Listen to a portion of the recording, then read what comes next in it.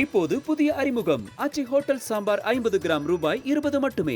Iron சத்து தலைமுடி உதிர்தலை தடுக்கும். மிதமான சூடு பாலில் கலந்து பருகலாம். லயன் டேட் சிரப் தினமும் 2 ஸ்பூன். 1947 1950 இப்படி நீங்க பாக்குற நம்பரை போட்டோ எடுத்து வாட்ஸ்அப் நம்பருக்கு அனுப்புங்க, பரிசு வெல்லுங்க.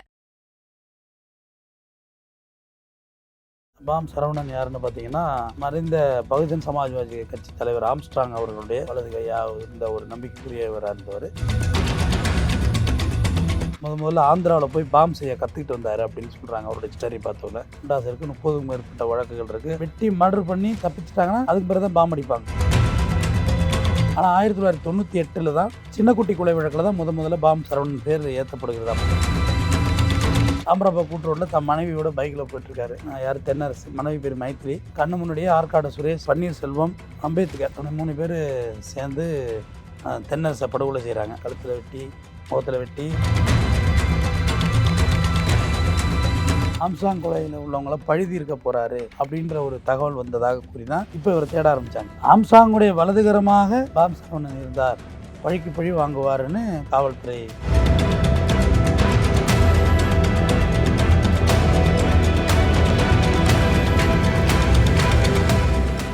ஐபிசி தமிழ் நேயர்களுக்கு வணக்கம். இன்று நம்முடன் இணைந்திருக்கும் சிறப்பு விருந்தினர் மூத்த வழக்கறிஞர் திரு ஆர்.எஸ். தமிழ்வேந்தன் அவர்கள். வணக்கம் சார். வணக்கம். சமீபத்தில் ஆந்திராவில் கைது செய்யப்பட்ட பாம் சரவணன் சென்னையில் பல்வேறு வழக்குகள் அவருக்கு இருக்குது அப்படின்னு சொல்கிறாங்க. என்ன காரணத்தினால கைது செய்யப்பட்டிருக்காரு, இங்கே வந்து துப்பாக்கியில் சுட்டு பிடிச்சிருக்கோம் அப்படிங்கிற மாதிரி மறுபடியும் சொல்லியிருக்காங்க. இந்த வழக்கு குறித்து சொல்லுங்கள் சார். இல்லை, ஆந்திராவில் வந்து அவங்க ப்ராப்பராக அவங்க என்ன சொல்கிறாங்கன்னா, ஒரு ட்ரீட்மெண்ட்டுக்காக தான் அங்கே போயிருந்தோம் அப்படின்னு தான் அவங்க வீட்டிலேருந்து உள்ளவங்க சொல்கிறாங்க. சுட்டது வந்து இங்கே எம்கேபி நகர் லிமிட்டில் வச்சு எம்கேபி நகர் இன்ஸ்பெக்டர் தான் சுட்டது. தப்பிச்சு ஓடக்குள்ள காலில் சுட்டுட்டோம் அப்படின்னு சொன்னார். அதனால் பாம் சரவணன் யாருன்னு பார்த்தீங்கன்னா, மறைந்த பகுஜன் சமாஜ்வாதி கட்சி தலைவர் ஆம்ஸ்ட்ராங் அவர்களுடைய வலது கையாக இருந்த ஒரு நம்பிக்கைக்குரியவராக இருந்தவர். அவருடைய அண்ணன் தென்னரசு, அவரும் பகுஜன் சமாஜ்வாதியில் மாவட்ட செயலர், வட சென்னை மாவட்ட செயலர் இருந்தார். அவரும் இந்த பகுஜன் சமாஜ்வாதி மறைந்த ஆம்ஸ்ட்ராங் அவர்களுக்கு விசுவாசமாக இருந்த ஒரு நபர்கள் உள்ளவர் தான் பாம் சரவணன். அவர் மீது பார்த்தீங்கன்னா, அந்த பேர் விளக்கம் ஏன் பேர் வந்துச்சு அப்படின்னு கேட்டிங்கன்னா, முதல்ல ஆந்திராவில் போய் பாம் செய்ய கற்றுக்கிட்டு வந்தார் அப்படின்னு சொல்கிறாங்க. அவருடைய ஸ்டோரி பார்த்தோம்ல, யாராவது வெட்டி தப்பிச்சாங்கன்னா இவங்க வந்து பாம் அடிக்கக்கூடியது. ஏன்னா பாம் எல்லாரும் அடிக்க முடியாது, அவ்வளோ ஈஸியான விஷயம் கிடையாது. பெட்ரோல் கொண்டே வீச முடியாது, சரியான நேரத்தில் வீசலாம் நம்மகிட்டே வெடிச்சிடும். அது அதில் நிறையா இருக்குது. அதை பற்றி எல்லாம் நாலேஜ், அது நிறையா விஷயம் அது. அதனால் இவர் அதில் கொஞ்சம் கை தேர்ந்தவர். பாம் செய்கிறதில்ல, பாம் செய்யக்குள்ள செத்தவங்களே நிறையா பேர் தெரியும், வெடிச்சிடும். இப்போ வந்து ரவுடிகள் ஒழிப்பு நுண்ணறிவு பிரிவுன்னு தனியாக இப்போ விங்கு ஒன்று இருக்குது. அதில் அந்த போலீஸ் தான் போய் கேட்ச் பண்ணுறாங்க அவரை. அவர் மேலே பாம் சரவணன் மீது பார்த்தீங்கன்னா 5 முறை குண்டாஸ் இருக்குது. 30க்கும் மேற்பட்ட வழக்குகள் இருக்குது. 6 கொலை வழக்குகள், அதில் 3 கொலை வழக்கு விடுதலை செய்யப்பட்டிருக்குது.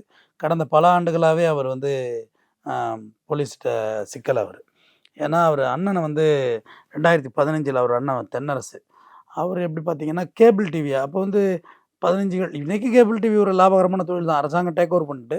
பட் அந்த காலங்களில் அது நல்ல லாபகரமான ஒரு தொழிலாக தான் இருந்துச்சு கேபிள் டிவி. அது சென்னை போன்ற நெருக்கடியான வீடுகள் இருக்கிற இடத்துல பார்த்திங்கன்னா அதிக கேபிள் ஒயர் தேவைப்படாது. வில்லேஜில் வந்து அது பெரிய லாபமாக இருக்காது, ஏன்னா லென்த்தான கேபிள் போடுறது. இங்கே ஷார்ட் வீடு இருக்கிறது அந்த கேபிள் டிவி தொழில் செஞ்சு வந்தார். அதில் தான் அண்ணனுக்கு உறுதுணையாக அவர் இருந்தார். 2 பேர் பெருசாக படிப்பெல்லாம் கை கொடுக்கல. கணக்கு வழக்கு பார்த்துக்கிட்டு இருக்கோம்ல, அதில் உள்ளவர் ஒருத்தர் வந்து மீனவ உணவகத்தில் மர்டர் ஆனார் பாருங்க, ஆற்காடு சுரேஷ். அவருடைய நண்பராக இருந்தவர். கணக்கு வழக்கில் ஏதோ பிரச்சனை, மிஸ் அண்டர்ஸ்டாண்டிங் ஆகிப்போச்சு. அதில் தென்னரசு அவரை கடுமையாக தாக்கிட்டதாகவும் அதனால் ரிவெஞ்ச் எடுத்துட்டாங்க அப்படின்னு ஒரு தரப்பு சொல்லப்படுகிறது. இன்னொரு தரப்பு யார் ஹப்பு அப்படிங்கிற பிரச்சனை இருந்துச்சுங்கிற மாதிரி 2 பேர் விஷயமாக சொல்கிறாங்க. தென்னரசு கூடவே இருந்து இவர் சின்ன வயசுலேருந்து இந்த அடித்தடி எல்லாத்தையும் பண்ணி வர்றாரு. தனக்கான ஒரு இடத்த வந்து இந்த உலகத்தில் நிரப்பணும் அப்படின்ற முடிவு பண்ணுறாரு. சென்னையில் அன்றைக்கி பிரபலமாக இருந்த குன்றத்தூர் வைரம், காது குத்துரவி போன்றவர்களுக்கெல்லாம் அவர் பாம் சப்ளை பண்ணதாகவும் சொல்லப்படுது. நட்பு ஏற்படுத்திக்கிட்டாரு, தன்னோட வட்டாரத்தை பெருக்கியிருக்காரு. 42 வயசு ஆகுது இன்றைக்கி அவருக்கு. தன்னோட வட்டாரத்தை பெருக்கியிருக்காரு அப்படின்றது தான் உண்மை. அந்த இதில் பார்த்தீங்கன்னா, யாராவது வெட்டி மர்டர் பண்ணி தப்பிச்சிட்டாங்கன்னா அதுக்கு பிறகு தான் பாம் அடிப்பாங்க. இது யூஸ்வலாக உள்ளது. ஆக்சுவலாக பாண்டிச்சேரி போன்ற நகரங்களில் தான் இந்த பாம் அடித்து மர்டருங்கிறது ரொம்ப பிரசித்தியமாக நடைபெற்றுச்சு. ஏன்னா அங்கே தான் மிஸ்ஸிங் ஆகாமல் இருக்கிறதுக்கு அடிப்பாங்க, பாம் அடிப்பாங்க. பாம் ஒரு ஏரியாவில் ஒரு விதமான ஒரு டைப் இருக்குது.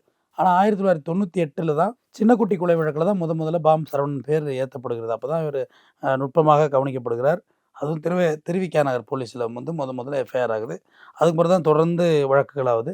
2015ஆம் ஆண்டு அப்போதைக்கு வந்து தென்னரசு வந்து பகுஜன் சமாஜ்வாதி கட்சியோட வட சென்னை மாவட்ட செயலர் இருக்கார். அப்போ நீங்கள் தாமரப்பாக்கம் கூட்டுரோடு அது எப்படி சொல்கிறதுனா, இங்கே வடக்க சோழவரம் ரெட் ஹில்ஸ் தாண்டி போனீங்கன்னா லெஃப்ட் போனால் தாமரப்பாக்கம் கூட்டுரோடு வரும். தாமரப்பாக்கம் கூட்டுரோட்டில் தன் மனைவியோட பைக்கில் போயிட்டுருக்காரு. யார் தென்னரசு, மனைவி பேர் மைத்திலி. கண்ணு முன்னாடியே ஆற்காடு சுரேஷ், பன்னீர்செல்வம், அம்பேத்கர் அப்படி 3 பேர் சேர்ந்து தென்னரசை படுகொலை செய்கிறாங்க. அந்த அம்பேத்கர் யாருன்னா அவர்கிட்ட வேலை பார்த்தவர் தான். தென்னரசுகிட்ட கேபிள் டிவி கணக்கு வழக்கு வேலை பார்த்தவர் தான். அவர் தான் வேலை பார்க்குறாங்க. 3 பேரும் படுகொலை செய்கிறாங்க. கழுத்தில் வெட்டி, முகத்தில் வெட்டி படுகொலை செய்யப்படுறாங்க. அதுக்கு பழி தீர்க்கிறதுக்காகவே பாம் சரவணன் வந்து அண்ணன்ல அண்ணன் நம்ம கொலை செஞ்சவங்கள பழி தீர்க்கணும்னு சொல்லியே தான் ஆற்காடு சுரேஷை வந்து பீச்சில் வச்சு போட்டது. மீனவ உணவகத்தில் ஒரு வழக்குக்காக வேண்டி அவர் இங்கே எக்மோர் கோர்ட்டுக்கு வந்துட்டு மீனவ உணவகத்தை சாப்பிட போகிறாரு. அங்கே வச்சு மர்டர் பண்ணாங்க. அவர் இறந்த அந்த தேதி அன்னைக்கே. அதை விட்டு தான் அதே தினத்தன்னைக்கு தான் ஆம்ஸ்ட்ராங் அவர்களும் படுகொலை செய்யப்பட்டார். ஆற்காடு சுரேஷ் படுகொலை செய்யப்பட்டது. ஆனால் ஆற்காடு சுரேஷ் படுகொலைக்கும் ஆம்ஸ்ட்ராங்கும் என்ன கனெக்டிவிட்டி அப்படின்னு பார்த்தா, நேரிட்ட வழக்கு ஆம்ஸ்ட்ராங் மீது அந்த அந்த அந்த கொலையில் இல்லை. எந்த தொடர்பும் இல்லை அப்படிங்கிற மாதிரி தொடர்பு இல்லைன்னு தான் சொல்கிறாங்க. பட் பின்னின்று இவர் இயக்கி கொடுத்தார் அப்படின்றது தான் இவங்க ஆற்காடு தரப்பு சுரேஷ் தரப்புல சொல்லப்படுகிற புனைபால இவங்க சொன்ன ஸ்டேட்மெண்ட்டில் எங்கள் அண்ணன் சுரேஷ் மர்டருக்கு பின்னின்று ஆம்ஸ்ட்ராங் இயக்குனாரு அப்படின்னு ஒரு தகவல் சொல்லப்படுகிறது. அதனால தான் அந்த பாம் சரவணன் நடந்தது. இதில் இன்னொரு மிக முக்கியமான விஷயம் என்னென்னா, பன்னீர்செல்வத்தை வந்து K11 இருக்குல்ல, கோயம்பேடு பஸ் ஸ்டாண்டுக்குள்ளே ஒரு போலீஸ் ஸ்டேஷன் இருக்கும். 2 இருக்கும். ஒன்று மார்க்கெட்டு, இன்னொன்று வெளில இருக்கும். அதில் வந்து அவருக்கு மிஸ்ஸிங்லேயே தேடிட்டு இருக்காங்க. எப்போ இருந்து 2018 காலங்கள்லேருந்து பன்னீர்செல்வத்தை இன்னைக்கு வரைக்கும். அவர் மேலேயும் கொலை வழக்குகள்லாம் இருக்குது. குன்றத்தூரில் அவர் கார் ஓட்டின ஓனரோட கொலை வழக்குகள் இருக்குது. தேடிக்கிட்டே இருக்காங்க மிஸ்ஸிங்காகவே. அவங்க வீட்லேயும் பன்னீர்செல்வம் வருவான்னு தான் அவங்க அம்மாவும் பேட்டி கொடுக்குறாங்க. ஆனால் 2018 பன்னீர்செல்வத்தை இவங்க பாம் சரவணன் கொலை செய்து எரித்து பவுடராக்கி கடலில் கரைச்சிட்டு தான் இப்போ தான் ஸ்டேட்மெண்ட் இந்த அரெஸ்ட்டோடு தான் அவர் ஸ்டேட்மெண்ட் சொல்லியிருக்காரு. ஸோ பன்னீர்செல்வம் அப்பயே இறந்துடுறாரு. அப்போ 2018 அவர் படுகொலை செய்யப்படுகிறார். இன்னைக்கு 2025 அதில் தான் வந்து அவர் இறந்ததே டிக்ளேர் பண்ண முடியுது போலீஸால். ஏன்னா இவ்வளோ நாள் டிக்ளேர் பண்ண முடியல. அதுவும் அவருடைய ஸ்டேட்மெண்ட்டுக்கு பிறகு. ஏன்னா பொதுவாக இந்த மாதிரி வழக்குகள் நிறையா இருக்குது. நம்ம வாய்தாக்கு போகல, வாரண்ட் 1/1 வாரண்ட் ஏறக்குள்ள திருப்பி போய் ரீகால் பண்ண முடியாது. சேலத்தில் ஒரு வழக்கு இருக்குது உதாரணத்துக்கு தான். நீங்கள் போய் ரீகால் பண்ணுறீங்கன்னா, அடுத்த வழக்கு மதுரையில் இருக்குன்னா மதுரை போலீஸுக்கு இன்ஃபார்ம் பண்ணிவிடுவாங்க. காலையிலே சரண்டர் பெட்டிஷன் மட்டும் தான் உட்கார வைப்பாங்க உங்களை. இந்த மாதிரி நீங்கள் சுந்தரவடிவில் ரீகால் பண்ண வந்திருக்காங்கன்னா அங்கே போலீஸுக்கு போய்டும். அந்த போலீஸ் எல்லாம் சொல்லிடுவாங்க. எல்லோரும் வந்து கொத்த அவங்களை சாயந்தரம் தூக்கிட்டு போயிடுவாங்க. நீங்கள் ரீகால் பண்ணி வெளியே வர முடியாது. சாயந்தரம் தான் ரீகால் பண்ணுவாங்க. 1 டேலே பிடிச்சிருவாங்க. அதோட ரீகால் பண்ண முடியாது. 1/1 ஏறிடும். மொத்தமாக பெயிலும் வாங்கிட்டு நீங்கள் உள்ளே வந்தால் தான் உண்டு. இந்த மாதிரியான சட்ட சிக்கலில் சரி ஒரு வேளை பன்னீர்செல்வம் அப்ஸ்கான்லேயே இருந்திருக்க முடியும்னு. ஆனால் அவரை அன்னைக்கு வந்து அண்ணனை வந்து அந்த வேகத்தில் இவரை கொண்டு வச்சு அடித்து நான் தான் எரிச்சு பவுடர் ஆக்கிட்டேன். அவர் தான் கன்ஃபர்ஷன் கொடுக்குறாரு, ஸ்டெம் கொடுக்குறாரு. அவங்க அம்மாவெல்லாம் பேட்டி கொடுத்துருக்காங்க.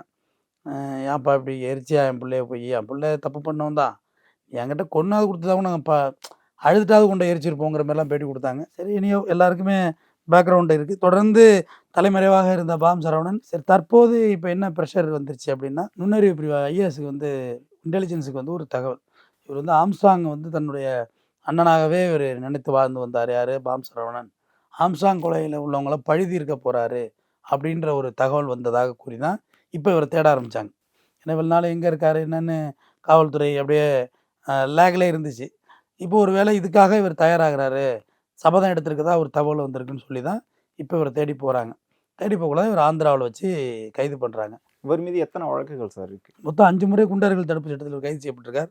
30க்கும் மேற்பட்ட வழக்குகள். அதில் எத்தனை ஃபேக் இருக்குது, புட்டாப்பு இருக்குலாம் தெரியாது நமக்கு. 6 கொலை வழக்குகள், 3 அக்யூட்டல்னு சொல்கிறாங்க.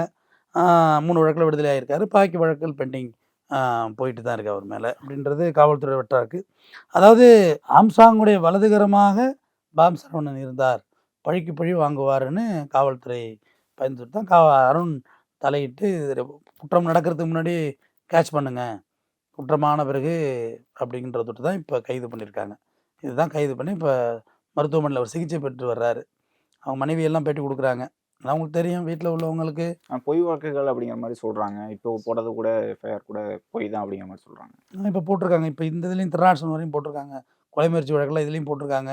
அரசு பணியாளர்களை பணியிடம் செய்ய தடுத்தல். பொய் வழக்கு உண்மை வழக்கு எதுங்கிறது கோர்ட்டு தான் டிசைட் பண்ணணும். உங்களுக்கு வந்து ஒரு வழக்கு உங்கள் மேலே ஒரு குற்ற வழக்கு வந்துட்டாலே அடுத்தடுத்த வழக்கை நீங்கள் இல்லைன்னு சொல்கிறதுக்கு மறுக்க முடியாது. ஒரு கொலை வழக்கு உங்கள் மீது வந்துடுது, இப்போ சுந்தரவடிவேல் மேலே ஒரு கொலை வழக்கு வந்துடுதுன்னா அடுத்த வழக்கை நீங்கள் டினை பண்ண முடியாது. ஆமாம், பண்ணியிருக்க வாய்ப்பு இருக்குங்கிற மாதிரி தான் காவல்துறை வட்டாரங்கள். காவல்துறை ரெக்கார்டை பொறுத்தவரையிலும் என்ன இருக்கோ அதுதான் ஸ்டேட்மெண்ட்டு. போலீஸ் வந்து போடுற வழக்கு எல்லாம் உண்மையா, இல்லை எல்லா வழக்கும் தண்டனை ஆகிடுதானா? இல்லை, நிறைய தண்டனை ஆகாது. இப்போ 6 வழக்குகள் வந்து கொலை வழக்காக பதிவு செய்யப்பட்டிருக்கு அப்படின்னு சொல்றீங்க. அதே மாதிரி 5 முறை குண்டர் சட்ட தடுப்பு சட்டத்தில் உள்ள போயிருக்காங்க. ஆனால் மறுபடியும் எப்படி வெளியில் வந்துகிட்டே இருக்காங்க சார்? இது தீர்ப்பு வந்து சீக்கிரம் வராதான்னு வாய்ப்பு இல்லை, இந்த விஷயத்தை நான் ஏற்றுக்கிறேன், உண்மைதான். ஏன்னா ஒரு இவ்வளோ கிராஃப் ஏறுற வரையும் போலீஸ் வந்து வெயிட் பண்ண வேண்டியது இல்லைங்கிறது என்னோட கருத்து. ஒரு குற்றம் இன்னொரு குற்றத்துக்கு விடையாகாது. ஒரு கொலை இன்னொரு கொலைக்கு தீர்வாகாது. ஒரு குற்றம் நடந்திருக்குன்னா உடனடியாக அதுக்கான வழக்குகளை ஏற்றி கூண்டில் ஏற்றி தண்டனையா இல்லை விடுதலையோ ஏதோ பண்ணி விட்றணும் அப்படின்றது என்னுடைய ஒரு வழக்கறிஞர் பார்வையாக சொல்கிறேன். ஏன்னா எல்லாம் சொல்லுவாங்க குண்டாஸ் போட்டாங்க, குண்டாஸில் ஆக்ட் 14 பூட்லெக்கர் ஆக்ட் அது போட்டாங்க போலீஸ்ன்னு சொல்லுவாங்க. குண்டாஸ் போடுறது சில நன்மைகளும் இருக்குது, மேலும் குற்றங்கள் அதிகரிக்காது. நீங்கள் ஒரு படுகொலையை அரங்கேற்றிட்டு ஒரு ஒரு ஒரு எப்படி பார்த்தாலும் 90 நாளில் பெயில் உண்டு உங்களுக்கு, மேண்டேட்ரி பெயில். இது மேண்டேட்ரி பெயிலில் வெளில வந்து காலை தூக்கிட்டு நீங்கள் சுற்றிட்டு ஏரியாவில் சுற்றினீங்க வைங்க, பாதிக்கப்பட்ட உங்கள் குடும்பத்தில் உள்ள விக்டீமில் உள்ளவங்களுக்கு வந்து கோபம் தான் வரும். அப்போ 1க்கு 2வது இங்கிட்டு பற்ற வைப்பாங்க. பத்தியா என்னை ஒன்றும் பண்ண முடியல, வெளியே வந்துட்டேன் பத்தியா சொல்லியே இருக்க மாட்டாங்க. அப்போ மறுபடியும் அஃபென்ஸ் நடக்க வாய்ப்பு இருக்குது. அதனால் குண்டாஸ் போடுறது நல்லதுன்னு தான் நான் சொல்லுவேன். வழக்குகளை இன்னும் விரைந்து முடிக்கணுங்கிறது என்னுடைய வேண்டுதல். அது வழக்கறிஞராக இருந்து சொல்கிறேன். கொஞ்சம் ஸ்பீடாக முடிக்கலாம் வழக்கெல்லாம். 2-3 வருஷத்துக்குள்ளே ஒரு கேஸை முடிச்சு விட்டுறலாம். ஒரு விடுதலை ஆகிட்டால் கூட பாதிக்கப்பட்ட தரப்பு கொஞ்சம் ஆறுதல் அடைஞ்சிருவாங்க. சரி ரைட்டுப்பா, கோர்ட்டுக்கு போனால் நீதியில் வந்து ஜட்ஜி வந்து விடுதலை பண்ணிட்டாரு அப்படின்னு போயிடுவாங்க. ஆனால் தண்டனைகள் வந்து நீங்கள் சொல்கிற மாதிரி விரைந்து வழக்குகளை முடிக்கணும். இவ்வளோ கிராஃப் ஏறுற வரையும் ஏன் வெயிட் பண்ணணும்? முதல் வழக்கு விழக்குள்ளேயே நம்மளை சீக்கிரமாக எல்லா கேஸ்லையும் சொல்கிறேன். அவர் அண்ணனா 2015 படுகொலை செய்யப்பட்டிருக்காருல்ல, 18 தானே பன்னீர்செல்வம் படுகொலை செய்யப்படுறாரு. அதுக்கு பிறகு தானே இவர் ஆற்காடு சுரேஷ் கொலை செய்யப்படுறாரு. அப்போ அவங்க அண்ணன் கேஸ்லேயே வந்து முறையாக ஸ்பீக்கராக அந்த கேஸ் நடந்திருந்தா அதுக்கு அடுத்து 2-3 மர்டர் குறைஞ்சிருக்குங்கிறது என்னோட கருத்து. இன்னொரு கேள்வி இருக்குது சார். இப்போ ஒரு ரவுடி வந்து பெரிய ஆளாக வந்த பிறகு நிறைய கொலைகள் பண்ண பிறகு அந்த தீர்ப்பு வருது அல்லது என்கவுண்டர் பண்ணுறாங்க அப்படின்ட்டு இருக்கு. ஒரு ரவுடிக்கு பக்கத்துலேயே இன்னொருத்தர் வளர்ந்து வந்துக்கிட்டே இருக்காருல, அதை தடுக்கவே முடியாது. ஏன்னா அண்ணனுக்கு பிறகு தம்பி வர்றது, இல்லைன்னா இந்த ரவுடியை வந்து என்னுடைய ஒரு பெரிய ஆளாக பார்த்துட்டு நானும் அந்த மாதிரி வரணும்னு எதிர்பார்க்குறாங்கல்ல. இப்போ அடுத்த கட்டமாக வளரக்கூடியவர்களை தடுக்கிறதுக்கான வாய்ப்புகள் எதுவுமே இல்லையா? இல்லை, அதான் அப்துல் கலாம் ஐயா சொல்கிறார், வாட் யூ திங்க் அதுவாக நீ மாறுவா, என்ன நீ பார்க்குற, என்ன நீ யோசிக்கிறியா அதுவாக மாறித்தான் ஆகணும். இப்படி தானே இருக்குது இன்றைக்கி எல்லாமே. ஒரு நடிகரோட பையன் வந்து நடிகர் ஆகிடுறான், ஒரு அரசியல் பொலிட்டீஷியன் மகன் பொலிட்டீஷியன் ஆகிடுறான், லாயரோட பையன் லாயர் ஆகிடுறான். அப்போ இந்த இந்த சமுதாய மொராலிட்டியை வந்து நீங்கள் அவ்வளோ எளிதாக எல்லாரும் கடந்து போயிடுறாங்க. ஈஸியாக ரவுடி அவன் முத்திரை குத்திட்டு போயிடுறாங்க. பட் இந்த சமுதாய முரண் எங்கேருந்து வந்துச்சுன்னு பார்க்கணும்ல. இந்த ஏற்றத்தாழ்வு சமச்சீரற்ற இந்த இந்த சொசைட்டியில் வந்து நீங்கள் எப்படி சமப்படுத்துறது? ஜாதியால், மதத்தால், மொழியால், பொருளாதாரத்தால் எல்லாத்துலேயும் ஏற்றத்தாழ்வு இருக்குது தானே? இல்லை சமமாக இருக்கான்னு கேட்குறேன். இல்லை எல்லாத்துலேயும் இன்பேலன்சிங் இருக்குது. அப்போ ஒரு சமுதாயத்தில் ஒருத்தவங்க அப்படி ஆயிடுற சூழல் வந்து தப்பான வழி தானே. அது கையில் எடுக்கக்கூடிய வழி வந்து தப்பான வழி. அதுதான் நம்ம சொல்கிறோம் எஜுகேஷன் வைஸ் எம்பவர்மெண்ட். கல்வி தான் உங்களை அந்த தரத்தை உயர்த்த முடியும். ரவுடி பையன் ரவுடி ஆகணுங்கிற அவசியமே இங்கே கிடையாது. ஒரு குற்றப்பின்னணி உள்ள குடும்பத்திலேருந்து சான்று படித்து வந்தவங்கலாம் நிறைய பேர் இருக்காங்க. பார்த்தா அவங்க அப்பா லைஃப் எடுத்தவரெலாம் இருக்கார். ஆனால் அவர் மகன்லாம் இன்றைக்கி வந்து அவ்வளோ அருமையாக மருத்துவர்லாம் இருக்காங்க. காரணம் அந்த வழி வேண்டான்னு நம்ம டியூன் பண்ணி கொடுக்கணும். இல்லை, அது அடுத்த கட்டமாக போகாத தடுக்கிறதுக்கு வந்து இந்த மாதிரி 2ஆம் கட்டமாக வரவங்கள தடுக்கணும்ல தானே. ஏன்னா இவர் வந்து அவருக்கு பழிக்கு பழியை தைப்பார், அவருக்கு வந்து இவர் வருவார், அந்த மாதிரி இருக்காது. அது ஒட்டுமொத்தமாக தடுக்கிறதுக்கான ஒரு வாய்ப்பே இல்லைன்னு கேட்குறேன். இன்னொன்று சொல்ல போனால் விரும்பி யாரும் இந்த துறையை தேர்ந்தெடுப்பது இல்லை. ஒரு கால சூழ்நிலையில் இப்போ அண்ணனை கொண்டுட்டாங்க, அதுக்கு முன்னாடியே ஒரு குற்ற வழக்குகள் இருக்குது. ஆனால் அண்ணனோட மர்டருக்கு ரிவெஞ்ச் எடுக்கணும், இந்த மென்டாலிட்டி வளர்கிறது தான் இங்கே பிரச்சனை ஆகிடுது. ரெண்டாவது ஒரு ஏரியாவில் ஒரு டைப் ஆஃப் மர்டர்ஸ் இருக்குது நிறையாளர். சென்னையில் பார்த்திங்கன்னா இங்கே பொறுத்தவரையிலையும் பவர் செக்டார் யாருங்கிறது தான் போட்டி. இங்கே வந்து ஆர்பர் யார் கையில் இருக்குது, யார் வெயிட்டு, கட்சி ரீதியாக யார் பவரில் இருக்கும் அப்படின்றது தான் இங்கே. அரசியலை தாண்டி சினிமாவை தாண்டி இங்கே ஒரு உலகம் இயங்கிட்டு இருக்குது. அது மிகப்பெரிய உலகம். அதில் தான் இந்த இதெல்லாம் ஜேர்னி பண்ணுறோம். இப்போ ஒரு பகுதியில் நீங்கள் சென்னையில் வந்து கம்யூனல் மர்டர் கிடையாது, எல்லாம் பார்த்தீங்கன்னா வேறு மாதிரி இருக்கும், உல்ட்டாவாக இருக்கும். இப்போ சவுத்தில் வேணால் நீங்கள் கம்யூனல் மர்டரை சொல்லலாம், இங்கே கம்யூனல் மர்டரே கிடையாது. சேம் கம்யூனிட்டிலே இருப்பாங்க பண்ணவங்களே, எல்லாமே ஒரே கம்யூனிட்டியாகவே இருப்பாங்க. அதனால் இங்கே வந்து வேறு, இங்கே அதிகார பகிர்வு தான். யார் இங்கே பவர் செக்டாருங்கிற போட்டி இங்கே நிலவுது, அதுதான் நான் ரொம்ப கவனித்து பார்க்குறேன். இன்னொன்று, இப்போ நான் ஒரு ஃபேமிலியில் ஒரு குற்ற பின்னணி ஆகிட்டேன்னா என்னுடைய மகனையோ என்னுடைய தம்பியோ நான் வர விடக்கூடாது. அது என்னோட கையில் தான் இருக்குது. ஆனால் ஆரம்பத்தில் எனக்கு ஒரு பாதுகாப்பு தேவைப்படும். யாரையும் நம்ப முடியாது. கூட பிறந்த தம்பினா நம்பிக்கையாக இருப்பாங்கிற ஒரு ஒரு மனநிலை வந்திருக்கும். இப்போ நீங்கள் காக்காத்தோப்பு பாலாஜியே பார்த்துருப்பீங்க. யாரை ரோல் மாடல் எடுத்தார் அப்படின்னு. ஒருத்தவங்க எடுக்கிறது தான். அப்போ எடுக்கக்குள்ளே அதை தட்டி விடணும். இது வேண்டாம், நான் என்னோட போகட்டும், குற்றம் என்னோட போகட்டும், என்னோட ஒழிஞ்சு போகட்டும், நீங்கள் யாருக்கு வரக்கூடாது அப்படின்னு நம்ம அதை டைவெர்ட் பண்ணுறதுல தான் இருக்குது.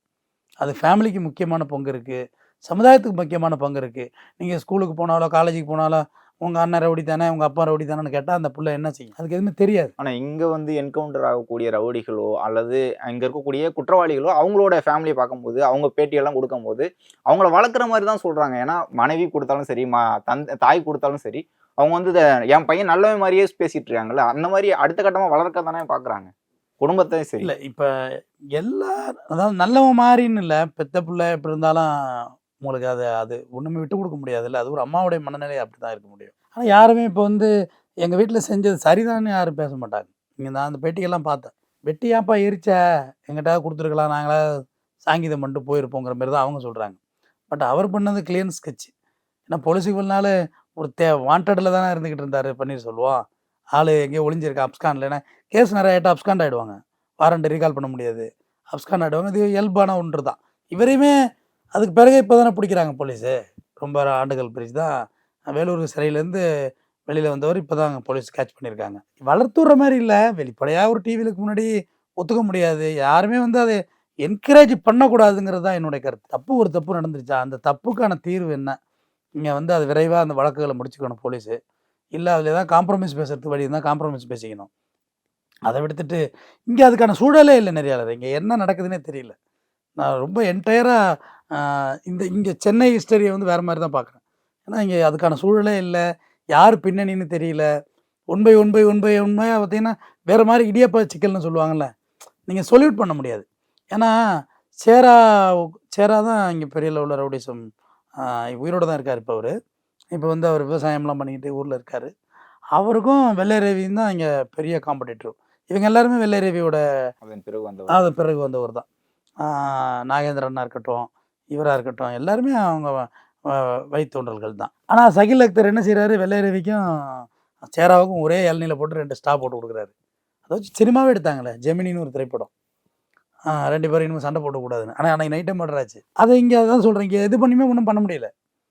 இப்போ என்கவுண்டர் இருக்கிறீங்க, என்கவுண்டர் நம்ம ஒருபோதும் ஆதரிக்கிறது கிடையாது. அது எப்படி சரியாக இருக்க முடியும்? பார்த்தீங்கன்னா ஒரு என்கவுண்டர் ஆயிடுச்சுன்னா கீழே பார்த்தீங்கன்னா அப்படியே கமெண்ட் பாக்ஸை பார்த்தீங்கன்னா சூப்பர் வெல்டன் அப்படின்னு சொல்லுவாங்க. நெவர். என்கவுண்டர் எப்படி ஆதரிக்க முடியும்? மதுரை உயர்நீதிமன்ற நீதிபதி மரியாதைக்குரிய மாண்புமிகு நீதியரசர் பிருத்திவிராஜே சொன்னார், என்கவுண்டர் ஆதரித்து பேசுகிற அளவுக்கு இங்கே சூழ்நிலை உருவாயிட்டு அப்படின்னு. அது ரொம்ப தப்பு அப்படின்னு. என்கவுண்டர் ஆதரிக்கக்கூடாது.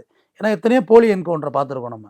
ஆந்திராவில் ஒரு மருத்துவர் இப்போ கோவிட் காலத்தில் பெண் மருத்துவர் பாலியல் பலாத்காரம் செய்யப்பட்டு பெட்ரோல் ஊற்றி கொளுத்தி படுகொலை செய்யப்பட்டார். ரொம்ப தப்பு, அது ப்ரூட்டல். ஆனால் அதில் ஒரு என்கவுண்டர் பண்ணுறாங்க, ஒரு 5-6 பேரை கொண்டு போய். அதேமாரி பெட்ரோல் பங்கில் பெட்ரோல் வாங்குறான், எல்லாமும் வீடியோ கவரேஜ் எடுத்து அந்த போலீஸ் ஒப்படைக்கிறாங்க, சிசிடிவி எடுத்து. அப்புறம் ஒரு சில மாதங்கள் கழித்து தான் பயங்கர லைக்கெல்லாம் போட்டோம் நம்மளும் சேர்ந்து தான், சூப்பர்னு. சில மாதங்கள் கழித்து தான் தெரிஞ்சுது பெட்ரோல் போலீஸ்காரன்னுட்டு பைக்கில் பெட்ரோல் வாங்கிட்டு வாடான்னு சொல்லி இந்த சீனே கிரியேட் பண்ணி சுட்டி போலி என்கவுண்டரு. டெல்லியில் 100க்கும் மேற்பட்ட போலி என்கவுண்டர் இன்றைக்கி வரைக்கும் வழக்கு நடக்குது. அதனால் ஒரு வழக்கு நீதிமன்றத்தால் தான் தண்டிக்கப்பட வேண்டும். அரசு மருத்துவர் தான் ஒரு மருத்துவர் வந்து இறுதி பிரேத அறிக்கை போஸ்ட்மார்ட்டம் ரிப்போர்ட் கொடுக்க வேண்டும். நம்மளே கொடுத்தா இப்படி எல்லாரும் ஆளாளுக்கு கொடுத்தா போஸ்ட்மார்ட்டம் ரிப்போர்ட் எல்லோரும் கொடுக்க முடியுமா? எவ்வளோ பெரிய ஹாஸ்பிட்டலில் வேணுமோ நீங்கள் இருங்க, ஆனால் போஸ்ட்மார்ட்டம் பண்ணுறது உங்களுக்கு ரைட்ஸ் கிடையாது. ஜிஹெச் தான் பண்ண முடியும். அதுமாரி நீதிமன்றம் தான் ஒருத்தரை தண்டிக்கணும்.